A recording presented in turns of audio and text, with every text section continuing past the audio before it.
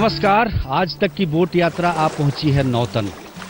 नौतन चंपारण का वो इलाका है जहां से बिहार को एक मुख्यमंत्री मिला, केदार पांडे। 1972 में केदार पांडे यहां से विधायक थे और बाद में बिहार के मुख्यमंत्री बने। केदार पांडे 1979 में भारत सरकार में रेल मंत्री भी बने।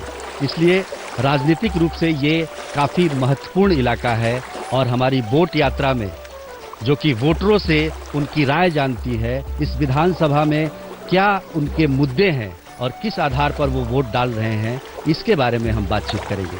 तो आइए मिलते हैं नौतन के मतदाताओं से। हो टूटही मड़ैया, टूटही मड़ैया, महलिया से पूछे ता हमरो दीनवा लौटी है कि ना जी, ता हमरो दीनवा लौटी है कि ना जी। वाल्मीकि नगर बगहा होते हुए हमारी बोट यात्रा आप पहुंची है नौतन।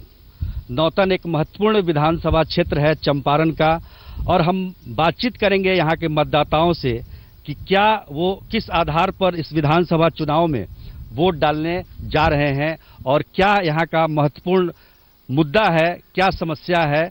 सबसे पहले हम आपसे जानना चाहेंगे कि क्या यहाँ पर मुद्दा क्या होगा इस बार।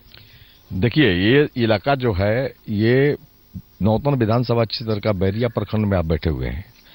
इस इलाके में दोनों नौतन और बैरिया दो तरफा ये मार पड़ता है इस पर। एक तरफ जब सुखाड़ का भी समय और बाढ़ का समय आता है तो बाढ़ भी, दोनों तरीके से बुरी तरीके से यहाँ की जनता जो है वो मार खाती है।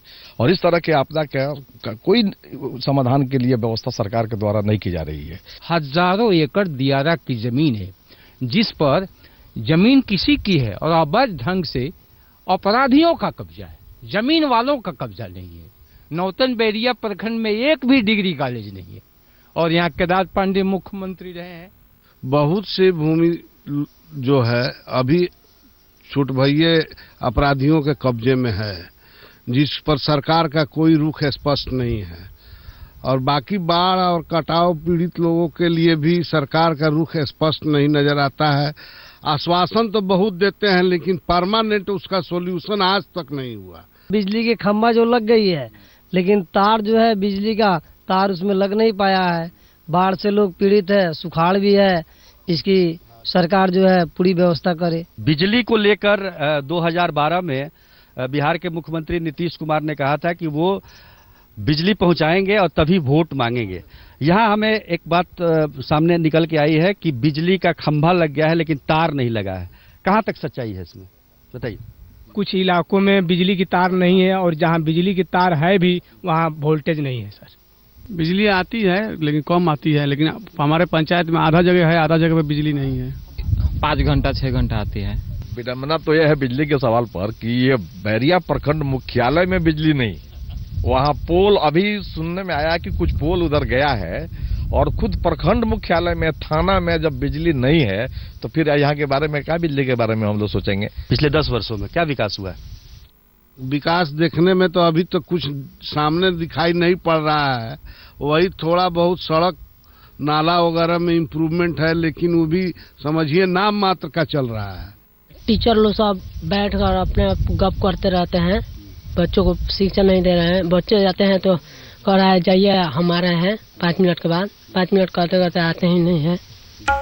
अरे अगिला गोराज जमे जियल मुहाल बा, सोना उगल धरती जहाँ पड़त अकाल बा, सोना उगल धरती जहाँ पड़त अकाल।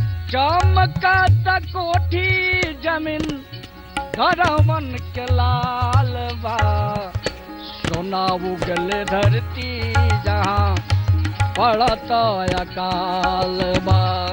नौतन वो इलाका है जहां कभी कुख्यात डकैत रहा करते थे और कानून व्यवस्था की स्थिति बेहद लचर थी।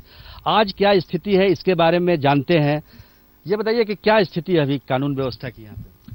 कानून व्यवस्था तो जो अपराधी थे, डकैत थे, वो थोड़ा भागे हैं, लेकिन सरकारी स्तर पर जो डकैत थे वो नए सिरे से बहाल हो गए हैं। सरकारी स्तर वो सरकार तमाम कार्यालयों में भ्रष्टाचार है।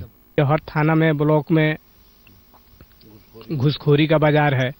एक केस अगर थाना में चल जाता है, वहाँ दरोगा साहब बिना पैसा का कोई पैरवी नहीं करते हैं। ये सरियामन जो जंगल है, ये पिछले दिनों अपराध कर्मियों का शरण स्थली था। यहाँ एक भी दूसरे आदमी हिम्मत नहीं करते थे कि इस जंगल में आए। पूरा जंगल उनका साम्राज्य था और यहाँ पर बड़े पुलिस की बड़ी बड़ी कंपनी जो लेकर आने वाले, वो भी डर से इसमें नहीं घुसते थे, उनके डर से, अपराधियों के डर से। समानांतर सरकार चलती थी पहले डकैतों की, और अब ये स्थिति है कि यहाँ हम बैठ के बातचीत कर रहे हैं और विधानसभा चुनाव के मुद्दे तय कर रहे हैं। विधानसभा चुनाव आ गया है, टिकट का बंटवारा भी हो गया है, लेकिन टिकट बंटवारे में जिस तरह से रिश्तेदारों को टिकट दिया गया, चाहे वो किसी भी पार्टी का है, उसके बारे में क्या सोचते हैं यहाँ के मतदाता, यहाँ के लोग? ये तो बहुत खराब बात है, वंशवाद को बढ़ावा देना, इसका विरोध होना चाहिए।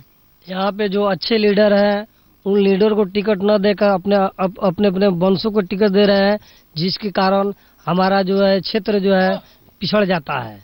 ऐसे लीडर नहीं चाहिए हमें, जो उनकी सोच बूझ न हो, पैसे के बलबूते पर जीतते हो और यहाँ कोई काम नौतन बहरिया के अंदर न करते हो। ये भाई भतीजावाद राजनीति में नहीं होनी चाहिए।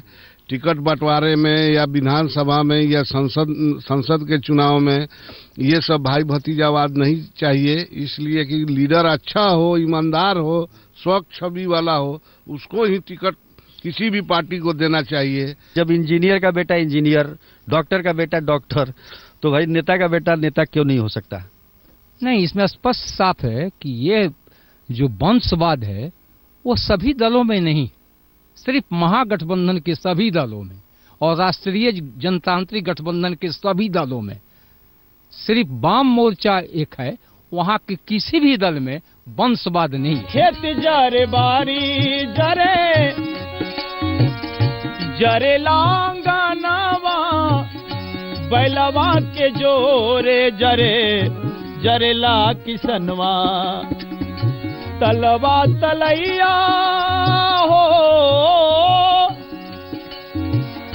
तलवा तलैया आसमनवा से पूछे कि लागल बदरिया बरसी है कि ना जी, लागल बदरिया बरसी है कि ना जी।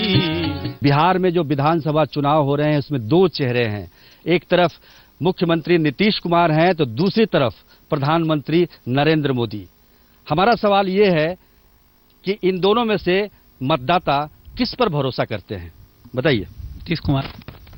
नीतीश कुमार। बताइए। मोदी। हम लोग मोदी सरकार को। नीतीश कुमार। आप बताइए। नीतीश कुमार। नीतीश कुमार का। नीतीश कुमार। जोर से बोलिए। बोला मोदी। मोदी। हाँ, अब दोबारा बोलता नहीं। मोदी। मोदी। मोदी। एक शेर है कि किसको कहे कि हाथ में मसाल को थामिए, रखते हैं यहाँ मोम के पैकर तमाम लोग। इनको ज्वलंत समस्याओं से कोई मतलब नहीं दोनों को। ये दोनों अपने सर्वाइवल के लिए लड़ रहे हैं। जनता दोनों को आइसोलेट करेगी और एक तीसरी शक्ति को सामने लाएगी, वो वाम दलों का शक्ति होगा। ये दोनों को नेगलेक्ट करेगी, सरकार दूसरी को चुनेगी।